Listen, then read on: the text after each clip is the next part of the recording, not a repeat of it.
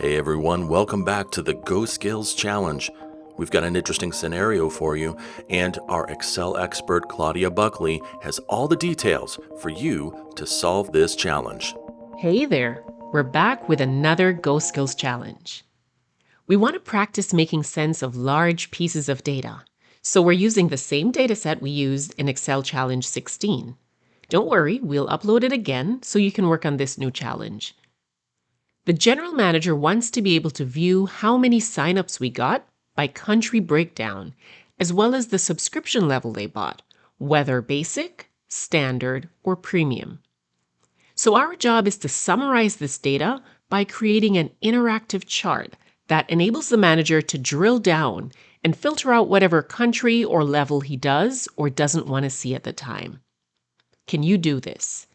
And how complicated or easy would a task like this be?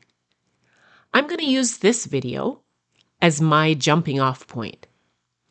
No matter what version of Excel you're on, the principles are the same, so you should be able to follow along. If you're pretty comfortable with this task, let's see if you can get the data series on the chart where the basic level shows up first, followed by standard, then premium, instead of the default alphabetic listing. You have 1 week to figure it out before I post my solution. If you have more than one way to solve this, that's fine too. Let's get to work. So, do you have what it takes to successfully complete this challenge? To get started, click on the link in the description and download the files you need. Let us know your progress or any suggestions you might have in the comments section below.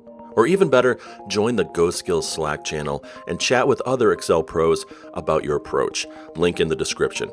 And if you want to know Claudia's solution, subscribe to this channel. And when we release the solution video, you'll get the full step-by-step rundown of how to solve the challenge. So good luck, everyone.